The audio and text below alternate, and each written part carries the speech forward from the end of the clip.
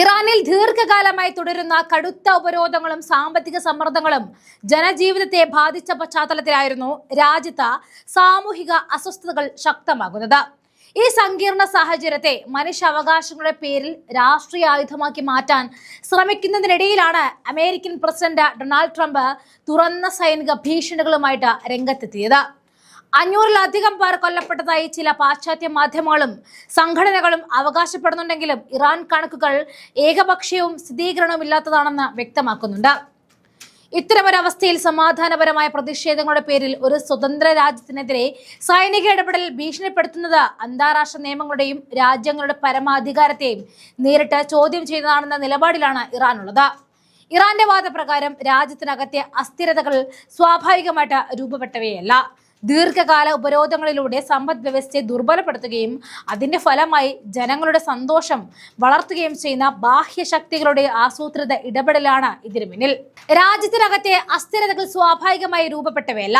ദീർഘകാല ഉപരോധങ്ങളിലൂടെ സമ്പദ് വ്യവസ്ഥയെ ദുർബലപ്പെടുത്തുകയും അതിന്റെ ഫലമായി ജനങ്ങളുടെ അസന്തോഷം വളർത്തുകയും ചെയ്യുന്ന ബാഹ്യശക്തികളുടെ ആസൂത്രിത ഇടപെടലുകളാണ് ഇതിനു പിന്നിൽ. യുദ്ധമുണ്ടായാൽ കടലിൽ ആർക്കാണ് മേൽക്കൈ എന്ന് നോക്കാം. ഈ ട്രംപ് അത് പറഞ്ഞതോടെ ചർച്ചകൾ ഉടൻ തന്നെ അമേരിക്ക ഇറാൻ നാവിക ശക്തികളുടെ താരതമ്യത്തിലേക്ക് തിരിയുകയായിരുന്നു. കപ്പൽ പടയുടെ വലുപ്പത്തിലും ആഗോള വ്യാപ്തിയിലും US നാവികസേനയ്ക്ക് വ്യക്തമായ മേൽക്കൈയുണ്ടെന്നത് സത്യമാണെങ്കിലും ഈ താരതമ്യം മാത്രം ഇറാന്റെ യഥാർത്ഥ ശക്തിയെ പൂർണ്ണമായിട്ടും പ്രതിഫലിക്കുന്നില്ല. അമേരിക്കൻ നാവികസേന ലോകമാകെ വിന്യസിപ്പിക്കാവുന്ന വിമാനവാഹിനി കപ്പലുകൾ, ആണവ അന്തർവാഹിനികൾ, വൻ ഉപരിതല യുദ്ധക്കപ്പലുകൾ എന്നിവയിലൂടെ ആഗോള പവർ പ്രൊജക്ഷൻ ലക്ഷ്യമിടുമ്പോൾ ഇറാന്റെ നാവിക സിദ്ധാന്തം അതിൽ നിന്നും പൂർണ്ണമായും വ്യത്യസ്തമാണ്. ഇറാൻ ലോകം ചുറ്റി യുദ്ധം നടത്താൻ തയ്യാറെടുക്കുന്നില്ല, മറിച്ച് സ്വന്തം സമുദ്രപരിധിയും തന്ത്രപരമായി നിർണായകമായ മേഖലകളും സംരക്ഷിക്കുകയാണ് അതിന്റെ പ്രധാന ലക്ഷ്യം. വിമാനവാഹിനി കപ്പലുകളുടെ കാര്യത്തിൽ അമേരിക്കയ്ക്ക് വ്യക്തമായ സംഖ്യാത്മക മുൻതൂക്കമുണ്ടെങ്കിലും അതുതന്നെ ഇറാന്റെ ബലഹീനതയായിട്ട് മാത്രം വായിക്കുന്നത് തെറ്റായ സമീപനമാണ്. ഇറാൻ വിമാനവാഹിനി കപ്പലുകൾ നിർമ്മിക്കാത്തത് സാങ്കേതിക പിന്നോക്കാവസ്ഥ കൊണ്ടല്ല, മറിച്ച് തങ്ങളുടെ സൈനിക ദർശനത്തിന് അതിന്റെ ആവശ്യമില്ല എന്ന കണക്കുകൂട്ടലിന്റെ അടിസ്ഥാനത്തിലാണ്. പേർഷ്യൻ ഗൾഫ് പോലെയുള്ള അടുക്കിയ സമുദ്ര പ്രദേശങ്ങളിൽ വലിയ വിമാനവാഹിനി കപ്പലുകൾ തന്നെ അപകട സാധ്യത ഉണ്ടാക്കുമെന്ന വിലയിരുത്തലാണ് ഇറാൻ നടത്തുന്നത്.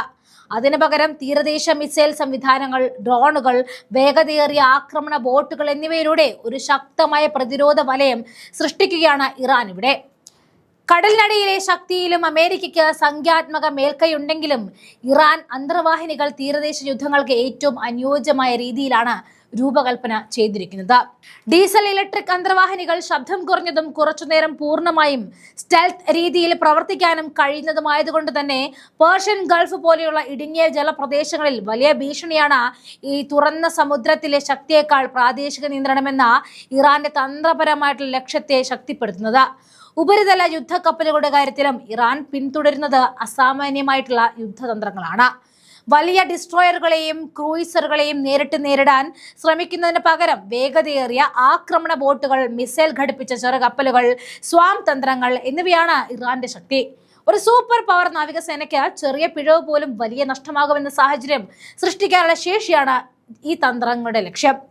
അതുകൊണ്ട് തന്നെ കപ്പലുകളുടെ എണ്ണം മാത്രം നോക്കി ശക്തി അളക്കുന്നത് യഥാർത്ഥ ബോധമില്ലാത്ത വിലയിരുത്തലായിരിക്കും. തന്ത്രപരമായ നിലയിൽ അമേരിക്കയുടെ ലക്ഷ്യം ആഗോള സാന്നിധ്യവും കടൽപാതങ്ങളുടെ നിയന്ത്രണവുമാണെങ്കിൽ ഇറാന്റെ ലക്ഷ്യം വ്യക്തവും പരിമിതവുമാണ്.